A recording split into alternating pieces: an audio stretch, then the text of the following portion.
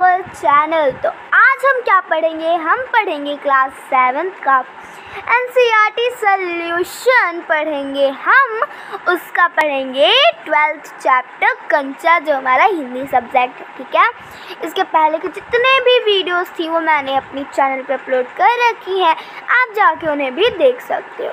ठीक है, ऑलराइट, तो चलिए आज की वीडियो स्टार्ट करते हैं। वह नीम के पेड़ों की घनी छाव से होता हुआ सियार की कहानी का मज़ा लेता आ रहा था। क्या बोल रहे हैं कि वह, अभी नाम उनका पता नहीं है, वह पेड़ों की घनी, पेड़ मतलब जो पेड़ की घनी लटाएं होती हैं, या फिर आप ब्रांचेस बोल सकते हो उन्हें, स्टम्प से थोड़ी नाती होगी, ब्रांच होती हैं, उनसे बहुत अच्छी घनी छाव आ रही होती है, उनसे गुजरते हुए, उनसे मतलब उनसे, जैसे कि पेड़ है उनके नीचे से होते हुए जा रहे थे वह कह रहे हैं कि उनके छाव से होते हुए, नीम के पेड़ की घनी छाव से होते हुए जा रहे थे, वो सियार की कहानी का मज़ा लेते आ रहा था। क्या कह रहे हैं कि जो सियार एक जानवर है, उसकी कहानी थी एक, जैसे कि आपने सियार और जो कौवा वाली कहानी है आपने वो सुनी होगी, कि जो सियार है वो आपको आगे देखने को मिलेगी यहाँ पे लास्ट पेज में, इसी पेज में लास्ट में आपको, लास्ट पैराग्राफ में आपको देखने को भी मिलेगी। तो मैं आपको वो वाली कहानी वहाँ पे समझा दूँगी। ठीक है, बहुत इंटरेस्टिंग कहानी होती है। ठीक है, ओके, तो हम उसको भी देख लेंगे। ठीक है, उसकी कहानी, वही वाली कहानी, सियार और कौवे वाली कहानी, वो सुनते सुनते मज़ा ले के आ रहे होते हैं। हिलते डुलते उसका बस्ता दोनों तरफ झूमता खनखनाता था। स्लेट कभी छोटी शीशी से टकराती तो कभी पेंसिल से। स्लेट क्या होती है, जैसे कि आपके स्कूल में भी ब्लैक बोर्ड्स लगे होते हैं या फिर ग्रीन बोर्ड्स लगे होते हैं, वैसे बहुत स्मॉल सा साइज़ होता है, जिससे पहले स्कूल बच्चे कॉपी लेके नहीं जाया करते थे, उसी को लेके जाया करते थे, उसी में लिखते थे, फिर इरेज करते थे, फिर लिखते थे, फिर इरेज करते थे। पहले कॉपीज़ नहीं होती थी, इसलिए स्लेट वो यूज़ करा करते थे। ठीक है, वो कभी, जब स्लेट है जो वो कभी कांच की शीशे से टकराती, शीशे मतलब डिब्बे से टकराती, या फिर पेंसिल से टकराती, यूँ वे सब उस बस्ते के अंदर टकरा रहे थे। वही मतलब यही सारी चीज़ें ना बहुत टकरा रही थी सारी चीज़ों से, मगर वह ना कुछ सुन रहा था ना कुछ देख रहा था, ना ही वो किसी चीज़ में गौर नहीं कर रहा था। उसका पूरा ध्यान कहानी पर केंद्रित था। उसका जो पूरा फोकस है, वो पूरा अपना फोकस उसने कहानी पे, सियार और कौवे वाली कहानी पे ही डाल दिया था। मतलब पूरा फोकस उसका उसी में था, जो भी हो रहा है आसपास उससे कुछ भी मतलब नहीं था, पूरा फोकस उसने कहानी में ही डाल दिया था। कैसी मज़ेदार कहानी, मतलब बहुत अच्छी कहानी है वो बेसिकली। तो वो बोलते हैं कैसी मज़ेदार कहानी थी वो, कौवे और सियार की वो बहुत अच्छी कहानी है। सियार कौवे से बोला, प्यारे कौवे एक गाना गाओ। यहाँ पे देख सकते हैं, यहाँ से हमारी जो कहानी है वो स्टार्ट हो चुकी है। चलिए ठीक है, सियार कौवे से बोला, प्यारे कौवे एक गाना गाओ ना, गाना गाओ ना, तुम्हारा गाना सुनने के लिए तरस रहा हूँ। क्या बोल रहा है सियार? एक जानवर है, वो बोल रहा है सियार कि प्यारे प्यारे कौवे तुम एक गाना गाओ ना, और तुम्हारा गाना सुनने के लिए मैं तरस रहा हूँ। फिर कौवे क्या रिप्लाई करते हैं? कौवा ने गाने के लिए मुंह खोला तो रोटी का टुकड़ा ज़मीन पर गिर पड़ा। सियार उसे उठाकर 9 2 11 हो गया। क्या हुआ था बेसिकली, इस कहानी को मैं आपको पूरा शॉर्ट फॉर्म में एक्सप्लेन करती हूँ कि जो एक कौवा होता है वो भूखा होता है और वो रोटी लेके आता है। ठीक है, और वही लोमड़ी भी भूखी हो रही होती है। तो लोमड़ी देखती है कि जो कौवा है उसने तो रोटी पकड़ी हुई है, तो वो क्या अपना दिमाग चलाता है, बहुत ज़्यादा चालाक होते हैं सियार, तो वो अपना दिमाग चलाता है और वो देखता है, वो मतलब सोचने लगता है मैं इससे रोटी लूँ। तो फिर क्या होता है कि जब वो रोटी लेने जाता है तो फिर उसे सोचने लगता है, तो उसने आइडिया बनाया था कि मैं इससे बोलूँगा, कौवे, आपको पता है ना कौवे की आवाज़ कितनी गंदी होती है, तो वो क्या बोलते हैं कि कौवे कौवे मैं तो हमारी आवाज़ सुनना चाहता हूँ, तुम्हारी आवाज़ बहुत अच्छी है, तुम बहुत अच्छा गाना गाते हो। तो कौवा बहुत ज़्यादा खुश होता है कि मेरी आवाज़ सभी लोग गंदा बोलते हैं, किसी को तो अच्छी लगी, तो वो खुशी खुशी गाने के लिए मुँह खोलते हैं। तभी उसके मुँह में जो रोटी थी वो गिर जाती है, और फिर सियार क्या कहते हैं, उसे लेके 9 2 11 जाते हैं। 9 2 11 मतलब भाग जाता है।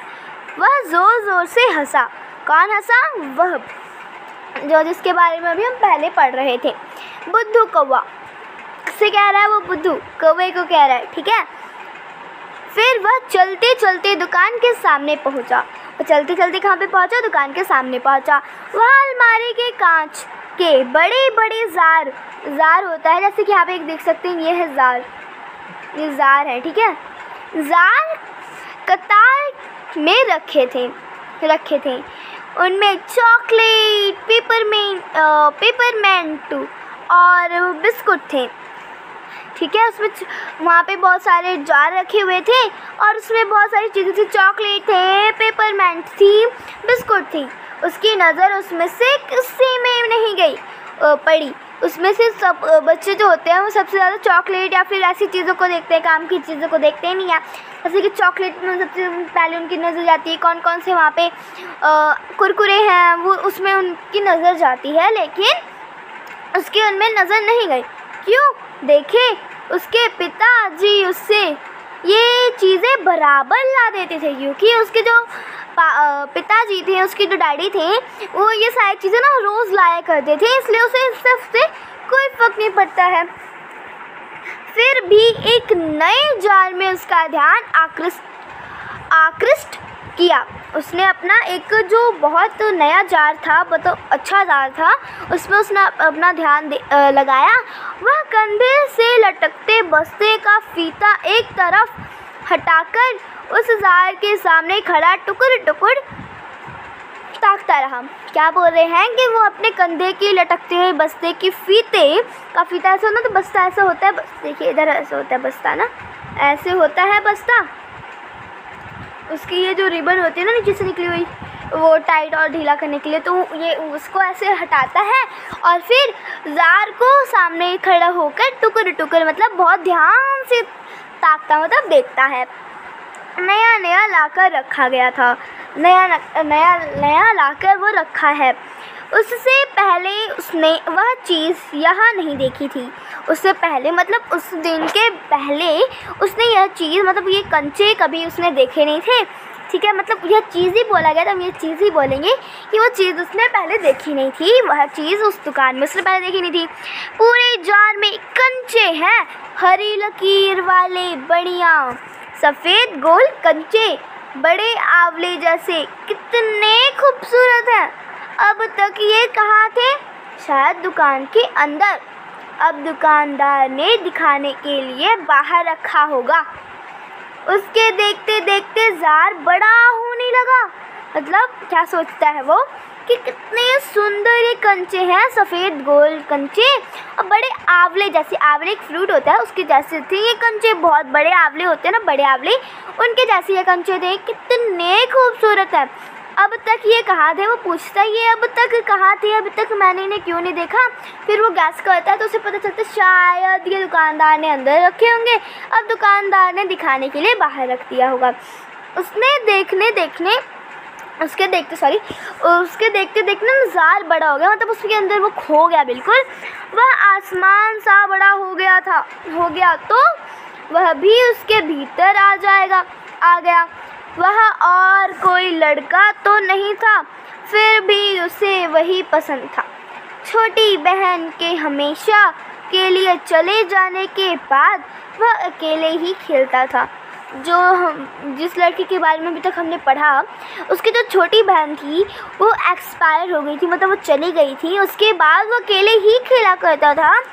वह कंचे चारों तरफ बिखराता मज़े से खेलता रहा। तभी एक आवाज़ आई, लड़के तू उस जार को नीचे गिरा देगा। क्या कहा उन्होंने कि लड़के तू मतलब वो कंचे को चारों तरफ बिखरा कर मज़े से खेलता रहा। तभी एक आवाज़ आई, किसकी आवाज़ है वो पता नहीं है। क्या बोला उन्होंने कि लड़के तू उस जार को नीचे गिरा देगा। वह चौंक उठा। जार अब छोटा बनता जा रहा था। छोटे जार में हरी लकीर वाले सफ़ेद गोल कंचे, छोटे आंवले जैसे, अब क्या बोल रहे थे, जैसे बड़े आंवले जैसे लग रहे थे ना जब वो बड़ा हो गया था जार, अब वो छोटा हो गया जार तो छोटे लग रहे हैं कंचे। पहले बड़ा था तो बड़े लग रहे थे, ठीक है, वही बोल रहे कि अब वो छोटे आंवले जैसे लग रहे हैं। फिर दो जने मतलब 2 आदमी मिलके वह और बूढ़ा दुकानदार के चेहरे पर कुछ चिड़चिड़ाहट थी। मतलब उस जो दुकानदार थे उनके चेहरे पे थोड़ा सा गुस्सा था। मतलब मैंने कहा ना जो चाहते हो वह मैं निकाल कर दूं। क्या कहता है दुकानदार थोड़े से गुस्से से कि मैंने कहा ना कि जो तुम चाहते हो, जो तुम्हें चाहिए वो मेरे को बताओ, मैं आपको निकाल के देता हूँ। वह उदास हो अलग खड़ा रहा। वो उदास हो गया कि दुकानदार ने मुझसे ऐसी बात की, मतलब गुस्से से बात की। क्या कंचा चाहिए? दुकानदार पूछता है। क्या कंचा चाहिए आपको? दुकानदार ने जार का ढक्कन खोलना शुरू किया। उसने निषेध में सिर हिलाया। तो फिर सवाल खूब रहा है, क्या उसे कंचे चाहिए क्या नहीं? क्या चाहिए उसे खुद मालूम नहीं है। जो भी हो, उसने कंचे को छूकर देखा। जार को छूने पर कंचे का स्पर्श करने का एहसास हुआ। अगर वह चाहता तो कंचे ले सकता था। लिया होता तो स्कूल की घंटी सुनकर वह बस्ता थामे दौड़ पड़ा। वो चाहता तो कंचे ले सकता था, लेकिन तुरंत स्कूल की घंटी बज गई और उसे जाना पड़ा। देर से पहुंचने वाले लड़कों को पीछे बैठना पड़ता है। उस दिन वही सबके बाद पहुंचा था, इसलिए वह चुपचाप पीछे की बेंच पर बैठ गया। सब अपनी अपनी जगह पर हैं। रामन अगली बेंच पर है। वह रोज समय पर आता। तीसरी बेंच में आखिर से मलिका के बाद अम्मू बैठी है। जज दिखाई नहीं पड़ता। लड़कों के बीच जज की ही सबसे अच्छा कंचा का खिलाड़ी है। मतलब जज दिखाई नहीं दे रहा था क्योंकि वो ना कंचे खेलने में बहुत ज़्यादा माहिर था। कंचे खेलने से याद आया कि जो कंचे हैं ना वो गांव में ही खेले जाते हैं। आपने कभी कंचे खेले हैं? कमेंट सेक्शन में ज़रूर बताएगा, क्योंकि आजकल तो गांव में ही खेले जाते हैं, सिटी में तो खेले नहीं जाते। ठीक है, ओके। तो आपने खेले तो मुझे कमेंट सेक्शन में ज़रूर बताएगा। ठीक है, ओके। लड़कों में वो सबसे अच्छा खिलाड़ी था कंचे खेलने का। कितना भी बड़ा लड़का उसके साथ खेले, जज से मात खाएगा। मतलब हमेशा जज कितना भी बड़ा आ जाए बच्चा, कितने भी बड़े भैया भी आ जाए, उन्हें वो हरा ही देता था। हारने पर विदा नहीं हो सकता। हारने पर वो यूँ ही विदा नहीं हो सकता। मतलब उसे ऐसे ही नहीं जाने दे सकते अगर वो हार चुका है तो। हारे हुए को अपनी बंद मुट्ठी ज़मीन पर रखनी होगी, तब जज कंचा चलाकर बंद मुट्ठी के जोड़ों की हड्डियाँ तोड़ेगा। जज क्यों नहीं आया? अरे हाँ, जज को बुखार है ना। उसे रमन ने यह सूचना दी थी। उसके मलिका को सब बताया था। जज का घर रामन को घर के रास्ते में पड़ता था। जज का घर रामन के घर के रास्ते में ही पड़ता था। अप्पू कक्षा की तरफ ध्यान नहीं दे रहा है। जो अप्पू है वो कक्षा की तरफ ध्यान नहीं दे रहा। ये हमारा फर्स्ट पार्ट था। सेकेंड पार्ट बहुत जल्द आएगा। कैसी लगी वीडियो कमेंट सेक्शन में ज़रूर बताएगा। अगर अच्छी लगी तो लाइक कमेंट शेयर ज़रूर कीजिएगा। Thank you for watching this video. Bye guys.